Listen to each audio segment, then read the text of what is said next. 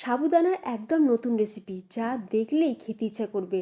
এর আগে সাবুদানা দিয়ে বেশ কিছু রেসিপি শেয়ার করেছি, তবে আজকের রেসিপিটি একদমই আলাদা আর সম্পূর্ণ ইউনিক।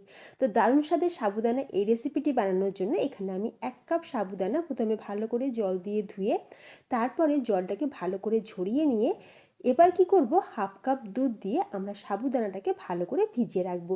তবে দুধটা কিন্তু উষ্ণ গরম দুধ দিতে হবে। আধ ঘন্টার জন্য সাবুদানাটা এইভাবে ভিজে রাখবো। আধ ঘন্টা পর দেখবে সাবুদানা পুরোপুরি দুধটা অ্যাবজর্ব করে নিয়েছে আর সাবুদানাগুলো বেশ ফুলে গেছে। এরপর আমরা সাবুর মধ্যে দিয়ে দিচ্ছি 3 টেবিল চামচ চিনি। চিনির পরিমাণটা কম বেশি করে নেওয়া যাবে।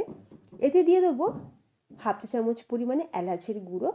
মিল্ক পাউডার দিয়ে দিচ্ছি 2 টেবিল চামচ। দিয়ে দেবো এখানে নারকেল কুড়োনো 3 টেবিল চামচ। এবার আর দিয়ে দিচ্ছি অল্প সামান্য একটু নুন। এবার হাত দিয়ে ভালো করে এটাকে মেখে নিতে হবে, খুব ভালো করে এটাকে মেখে নিতে হবে।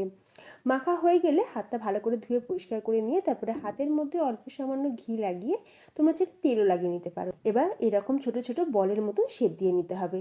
একই রকমভাবে সব কটা বলের শেপ আমরা দিয়ে দিয়েছি।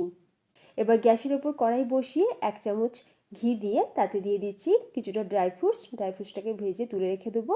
তারপর কড়াইতে দিয়ে 1 লিটার দুধ। দুধটা ভালো করে ফুটিয়ে নেবো। আর এতে দিয়ে দেবো গুঁড়ো দুধ, তাতে করে টেস্ট আর টেক্সচার দুটোই খুব ভালো আসবে। দুধটা ভালোভাবে ফুটে গেলে আমরা এই সাবুদানার বলগুলোকে দিয়ে দেবো। প্রথমে দেখবে সাবুদানার বলগুলো তো ভাজতে পারছেই না, কারণ তারা সাঁতারই জানে না। তারপর যখন এটা ভালোভাবে কুক হয়ে যাবে দেখবে ওরা নিজে নিজেই সাঁতার কেটে ওপরের দিকে উঠে আসবে। সাবুদানার বলগুলোতে খুব ভালোভাবে যখন কুক হয়ে যাবে দিয়ে দেবো এখানে খেজুরের গুড়। তোমরা চাইলে চিনি বা মিষ্টিরও ব্যবহার করতে পারো।